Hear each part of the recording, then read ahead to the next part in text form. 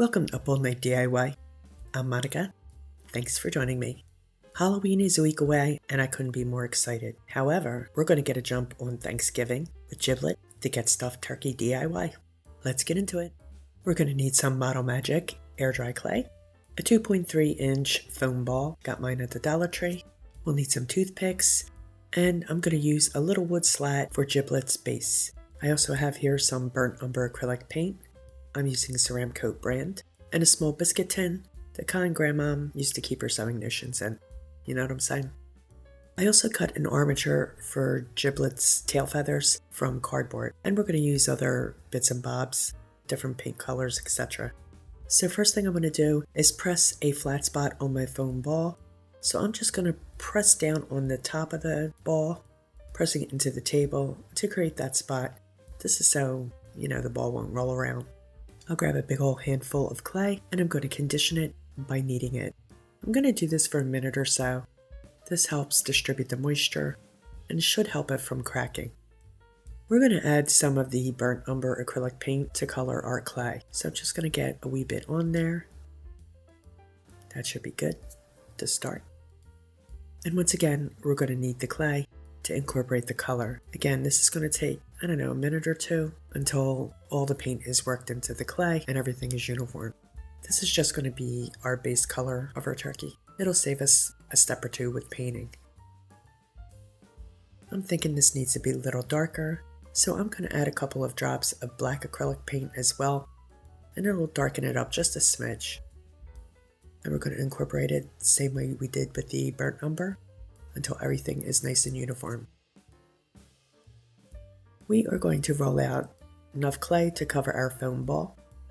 I'll drape the clay over the foam ball and I'll press on it, to get it stuck on there. And then we're going to cut away some of the excess. We are going to keep that handy because we're going to use it to fill in any bare spots as we go.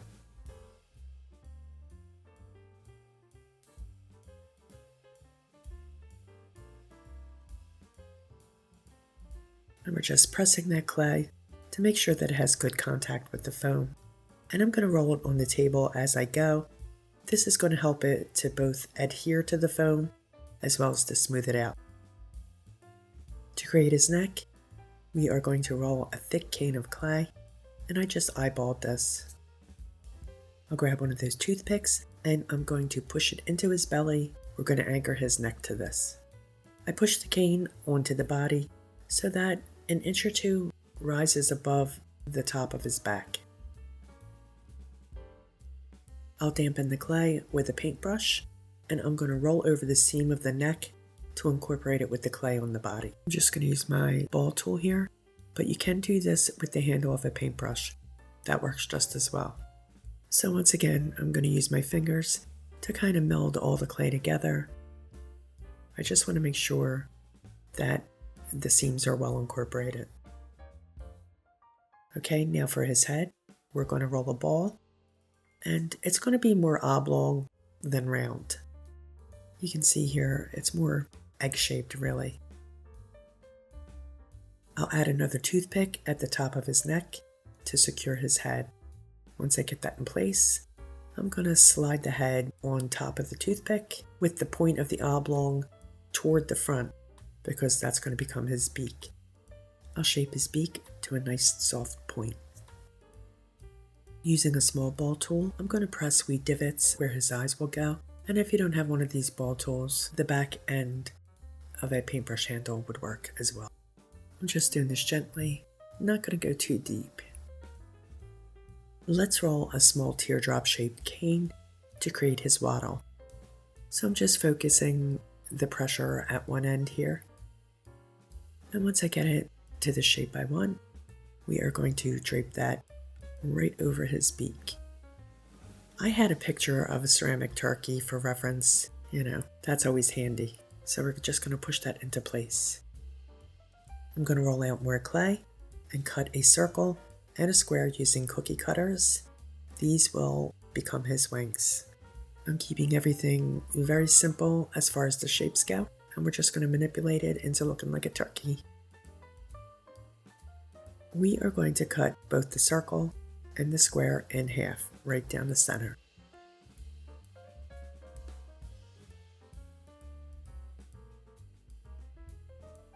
I'll place the square section, which is now a rectangle, on the side of his body first. This will be the bottom of his wing.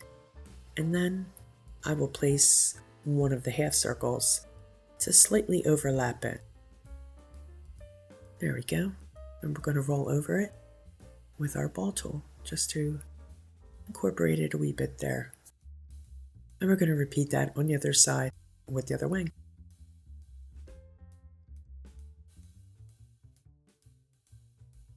To create the illusion of feathers on his neck, I used this circle wire tool to make light impressions in the clay. And I'm going to overlap them just a touch.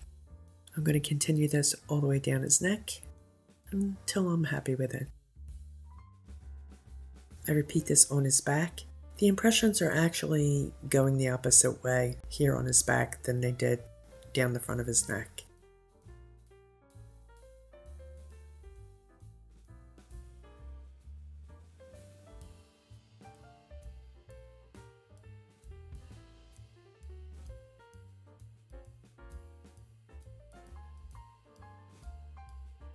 With my pointing wheel tool here, I'm going to make downward strokes on the bottom portion of his wings, the rectangular section. And on the round section, I'll add a slight curve to each stroke to mimic the feathers.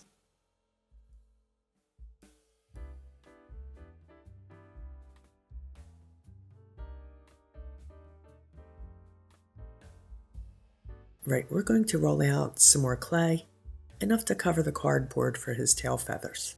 I'll lay the cardboard on top of the clay, and I'm going to use one of my tools to outline it, and I'll remove any of the excess clay.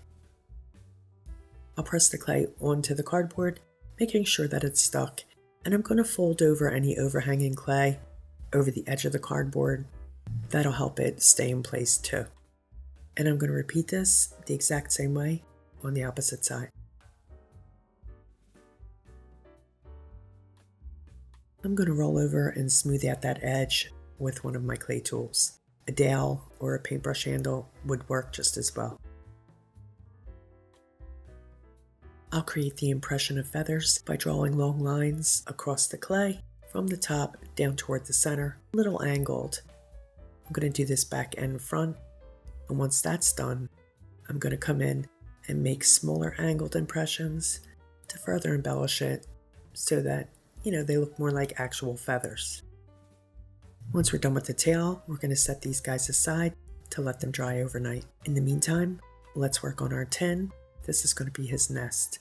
Of course, we're going to want to make this look vintage, and I'm going to use the colors that I would normally use in my Thanksgiving decorating. So the first thing that I'm going to do is give the tin a coat of black chalk paint. This is really just so that my other paint will stick to the metal. I'm applying the chalk paint by pouncing it on with a cosmetic sponge. This is going to give me a little bit of texture, which I think is always good. Once the chalk paint is dry, I'm going to pounce several coats of Americana spiced pumpkin over top of about a 6-inch section of the tin. I'm only doing this section of the tin at the moment because this is where I'm going to apply some vinyl lettering for a reverse stencil. I'll apply my vinyl lettering to this orange section, and we are going to pounce over the lettering with Mod Podge. This will ensure nice crisp letters, preventing the top coat of paint from seeping beneath the vinyl. And you can see here that I completed the orange layer to the rest of the tin. Now we're going to come back in with our top coat, which will be a couple of layers of Americana bluegrass green. It's a lovely teal color. I've been using deeper colors of orange and teal in my Thanksgiving decorating for quite some time now. I just love that burst of blue teal. You know what I'm saying? So now we can go ahead and remove the vinyl lettering to reveal our nice crisp letters underneath.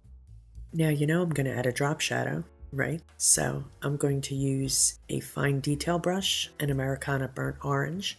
I'm keeping to the left, and I'm basically just outlining portions of the letter, nice and close to the left side of each letter.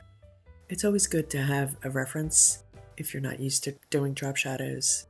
I do them all the time, so I kind of know where the shadow would go. I always love to do a drop shadow and a highlight, because I think it adds a little bit more of a professional look. Right, so now we're going to come in and add that highlight. I'm using Ceramcoat Oyster White, which is a nice vintagey kind of white, and I'm just going to add it to sections of the front of the letter along the right side.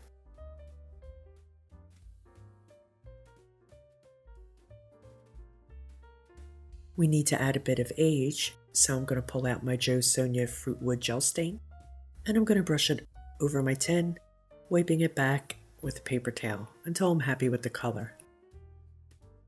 To distress it even more, I'm going to dab on some Americana Burnt Sienna in little areas here and there, and I'm going to sprinkle them with real cinnamon to make them appear rusty. The cinnamon gives it the texture of real rust, so that's why I like to use it. And we're going to do that here and there, wherever we think it looks good, wherever it blows our hair back. When I'm happy with my rusty spots, I'm going to apply a coat of Mod Podge over the entire can. This is going to ensure that the cinnamon stays in place, and it'll give the can a nice sealed finish. Right, so Giblet has sat overnight, and both he and his tail feathers are well dry and ready for paint. There's a little bit of cracking, but I'm not going to worry about it. It's a vintagey piece, and it's in areas where it really doesn't matter to the integrity of the piece. I'm going to start by dry brushing his waddle with a wee bit of Americana Cherry Red. So I am going to offload the majority of my paint from my brush onto that paper towel. You can see that big splotch of red there. And just lightly go over his waddle. Then I'm going to come back in and give it a wee bit more dry brushing with Americana Napa Red, add a little dimension. You can see this is a bit of a deeper red. I'm just going to do that until I'm happy with the color. Now for our main color, I'm going to dry brush all over his body with Americana Bittersweet Chocolate. This is a very deep, dark, rich brown.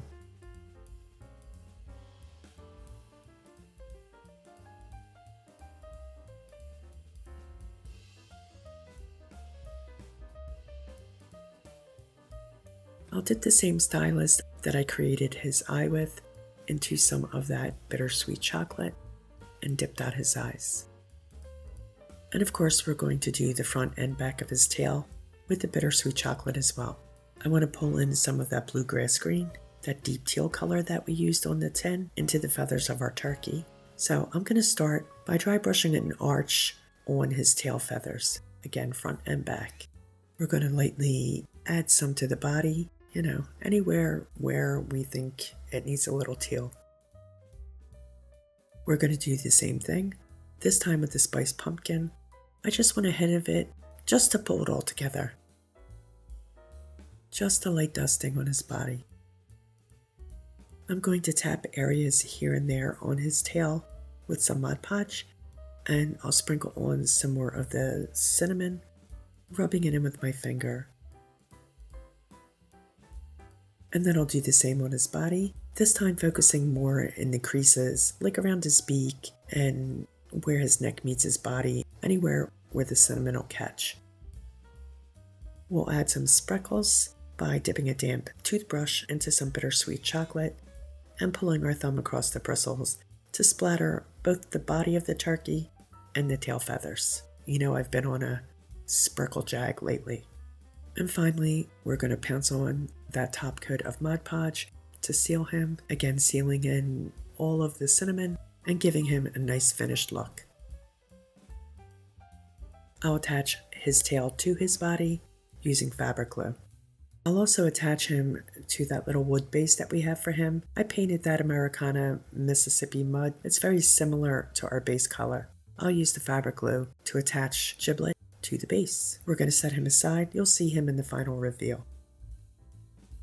So I felt like making, a couple little extra doodads. So I hopped on the Photoshop to create some wee mini decorative boxes. I decided how big I wanted them to be, created a layout, then I added some vintage images and some text.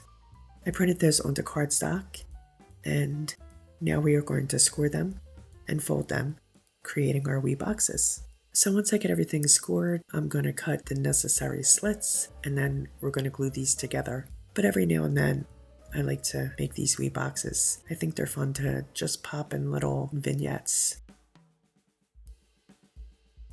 I'm using a little bit of hot glue to hold everything in place. I'm thinking I'll probably add these to my wee turkey display in some way, one way or another.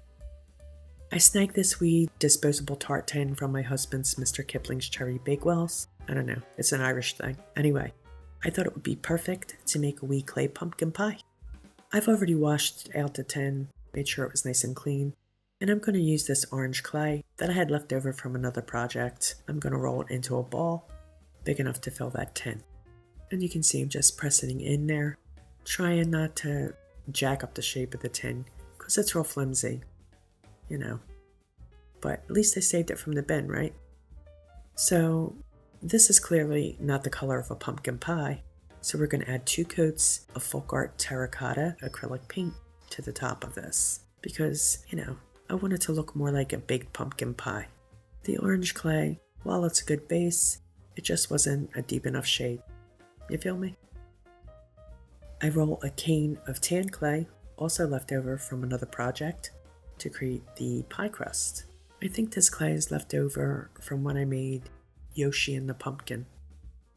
Anyway, we'll trim the edge of the pie with it, and we're going to cut off any excess.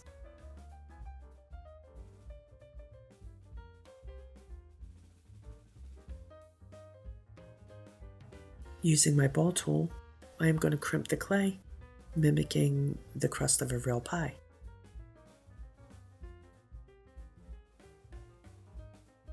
I'm going to pull out my folk art floating medium. You didn't think I wouldn't, did you? And we're going to shade the pie. I'll prep my brush with the medium, getting a nice healthy coat on there. And then I'm going to side load with some burnt sienna. I'll stroke it onto my plate to blend the paint with the medium. And with the paint side of my brush, at the edge of the pie, where it meets the crust, I'm going to float in that shading. I'll reload my brush as needed. And this is going to give it a deeper color right around there, just like you would have on a real pie. And I'm going to shade the crust with raw sienna. And we're going to load the brush the exact same way and just float around the edge of the crust. No pumpkin pie would be complete without some whipped cream, so I'm going to grab a small piece of Model Magic and I'm going to roll it into a cone shape. We're going to get a nice point at the top and flatten that bottom, and then we are going to coil the pointy top down and around itself, making it look like a dollop of whipped cream. We can place that right in the center of the pie. And of course, just like with everything else, I'll pounce on a top coat of Mod Podge to seal it. Well, all of our projects are ready. Shall we take a look? Here's old Giblet, nestled into his little tin there, amongst his paper shred. I curled some pip berries just around the front, add a little extra something something. For something that started out as just a foam ball and a handful of clay, a little bit of cardboard, I think he turned out pretty cute. What do you think? I'm quite pleased with the way he turned out. I love the colors. They really lean into that rustic thing, which to me, Thanksgiving is kind of that way. At least that's the way I think. And I think the cinnamon adds such a nice homey touch. Plus it smells good. Can't beat that. And here we have the wee turkey box and the wee pumpkin pie box. I think these turned out really cute too. I don't know. I'm kind of fascinated with tiny little boxes. It's such a weird obsession. And of course our wee mini pumpkin pie with that dollop of whipped cream. Looks very tasty. I hope you liked today's projects.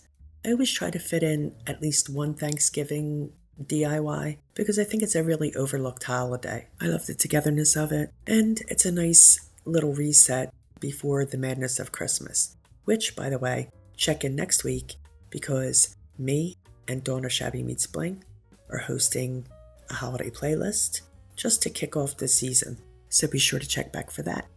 Please like, share, comment, and subscribe, and all that good stuff. Stay creative, my friends.